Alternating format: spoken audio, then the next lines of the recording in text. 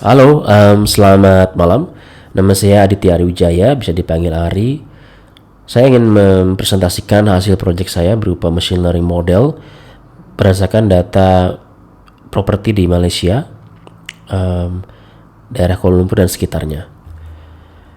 Tujuan dari proyek ini adalah untuk memberikan gambaran harga yang masuk akal terkait dengan harga unit sewa per bulannya, sehingga baik owner, pemilik unit maupun yang mencari unit untuk disewa bisa mendapatkan harga yang make sense gitu ya, sensible range of market value. Catatannya tentu saja, studi sebelumnya sudah banyak yang melakukan housing pricing dataset gitu ya, yang kita kenal misalnya Boston Price Dataset yang di Kaggle. Kemudian juga ada beberapa studi sebelumnya yang dilakukan oleh Anuradha dan Pujita dan seterusnya. Ini melakukan data untuk memprediksi harga real estate ya, jadi mostly house.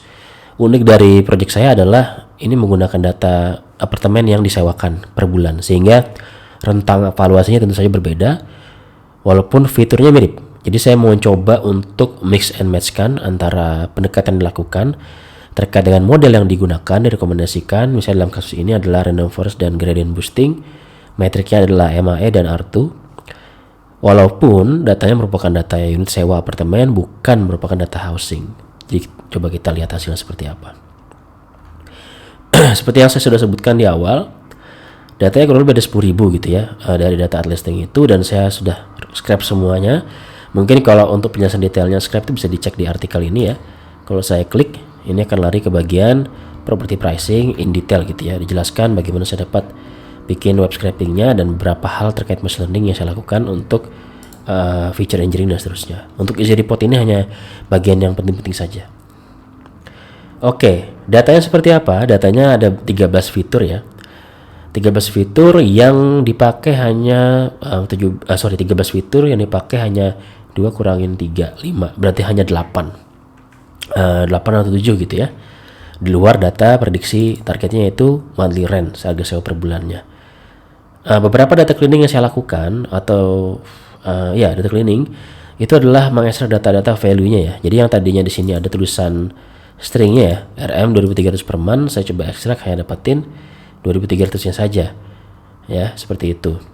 Kemudian yang juga menarik adalah saya coba ekstrak dia dekat dengan KTM atau LRT atau enggak gitu ya. Jadi ini adalah LRT di sekitaran unit apartemennya, apakah dia memang lebih dekat di daerah situ apa tidak gitu ya. Dan apakah harganya berbeda? Pas saya upload memang ada perbedaan Rp50 Malaysia dari harga mediannya, namun setelah saya double check di tempat yang sama itu dia punya 2 keterangan gitu ya, nearby atau enggak. Jadi ini agak-agak inkonsisten. Saya rasa ini perkaranya lebih terkait dengan akurasi dari listing ads-nya di webnya ya. Jadi tidak ada QC. Jadi tergantung sama yang ngisi. Kalau yang ngisi nggak tepat, yang ngisinya berarti no. Padahal seharusnya dia yes, seperti itu. Kemudian saya drop akhirnya beberapa data yang banyak sekali missing values-nya. Yang terutama adalah data facilities dan additional facilities ini agak banyak ya. Setengahnya itu nggak ada.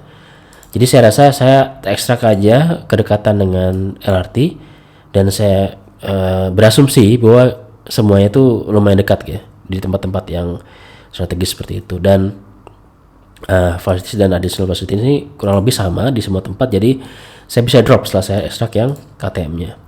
Kemudian untuk yang ads dan property name ini saya drop juga karena ini unik, jadi nggak ada hubungannya. Kemudian yang property name ini juga unik gitu ya, jadi saya rasa nggak terlalu ngaruh. Kemudian outlier removal. Jadi saya sudah lakukan iterasi berulang-ulang back and forth. Ini adalah value yang paling masuk akal dari sisi outlier gitu ya. Jadi bagian Y ini adalah monthly rent, bagian bawah ini adalah size square feet gitu ya. Jadi monthly rent yang masuk akal itu adalah di antara 100 sampai 5.500 dan size-nya di antara 50 sampai 3.000 square feet. Di atas daripada itu kalau dimasukin model jadi salah. Maksudnya jadi prediksinya jadi ngawur sekali karena itu bikin modelnya tidak bisa menebak outlier-nya seperti itu. Untuk preparation data, beberapa hal yang saya notice adalah preparation untuk categorical value ini agak tricky. Jadi saya harus drop beberapa value yang jumlahnya lebih kurang dari 10 gitu ya, untuk memastikan ketika kita train and test data itu jumlahnya shape-nya sama. In detail bisa dicek di post yang satunya gitu ya, yang in detail. Oke, saya skip aja bagian yang split training. Jadi model-modelnya saya gunakan ada berapa.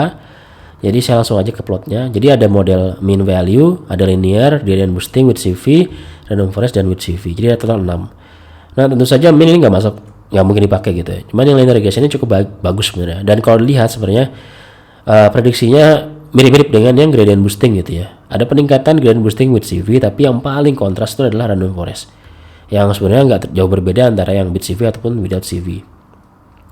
Jadi kalau dilihat comparisonnya seperti ini, jadi ada ini R2 score-nya paling tinggi itu adalah random forest.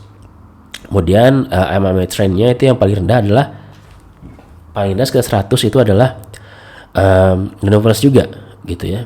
Jadi dengan demikian saya memilih menggunakan random forest with CV untuk menggunakannya di tes data kita. Kemudian saya lakukan tes data set, berapa value-nya? Dia 0,8 turun ya, dan mean absolute score-nya naik jadi 200. Jadi memang dia turun secara akurasi dan naik secara error. Namun turunnya ini masih masuk akal menurut saya, karena dia 0,95 ke 0,8, bukan 0,98 ke 0,6 misalnya. Jadi dia tidak overfitting di trend data set. Jadi cukup bagus pada modelnya menurut saya pribadi. Tentu saja ada improvement yang bisa dilakukan di masa depan, yaitu terkait dengan tadi saya bilang nearby railways dan completion year ini. Saya rasa bisa cari di Google, completion year-nya bisa di searching gitu ya, dan bisa kita isi tanpa menggunakan imputasi most frequent ya. Termasuk juga dengan nearby railways ini saya juga bisa isi dengan menggunakan OpenStreetMap untuk menghitung distance-nya dengan lokasi propertinya, sehingga dapatkan angkanya bukan yes or no, tapi justru distance-nya, kedekatannya. Yang mungkin lebih bagus ya sebenarnya. Cuman saya nggak ada waktu untuk melakukan itu. Saya udah coba beberapa query datanya, cuman belum sempat untuk ngitung Manhattan distance-nya.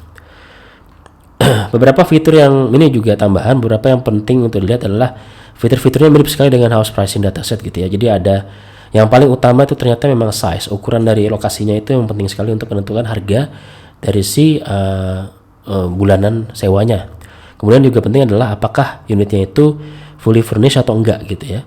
Kemudian juga baru apa enggak nih gedungnya, completion year-nya. Kemudian yang standar ada jumlah bedroom, parking area. Yang menarik adalah bagian bawah ini ada location ya. Jadi ada KLCC sama Kiara. Nah, KLCC dan Kiara ini adalah lokasi yang famous ya di KL. Jadi pada dasarnya mirip mungkin seperti lokasi Kemang ya kan. Kemudian ada Pondok Indah. Jadi dua lokasi itu tentu saja ketika dia populer dan dekat dengan area office, seperti KLCC ini dekat dengan area office, dekat dengan embassy. Jadi memang meningkatkan value market pricing-nya, sehingga wajar ketika kita melihat ada involvement dari location di dalam feature improvements di random forest model itu ya. Dan kalau dilihat juga ini intuitively kita bisa bilang mirip sekali dengan, bukan mirip ya, maksudnya secara intuitif kita bisa bilang ini benar karena lokasi yang menentukan. Saya sendiri pribadi mencari-cari sudah pindah-pindah 2 kali apartemen, dan memang fitur ini lumayan membantu ya, karena semakin dekat dengan area tentu saja semakin dekat dengan attraction place gitu ya, mall, rumah sakit dan seterusnya. Jadi memang ini fiturnya sangat penting untuk kita ketahui. Tadi fiturnya saya rasa mungkin bisa kita lakukan perhitungan untuk distance-nya ke nearby railways. In fact saya sebenarnya udah lakukan di bagian bawah. Sebentar saya coba cari. Oh mungkin nggak ada. Jadi pada dasarnya itu saya coba lakukan query terhadap lokasinya, kemudian saya hitung distance-nya. Cuman memang nggak sempat buat saya kejar lebih lanjut karena waktu terbatas seperti itu. Jadi demikian. Ini adalah easy report yang saya lakukan untuk Malaysia Property Pricing. Terima kasih atas waktunya. Selamat malam.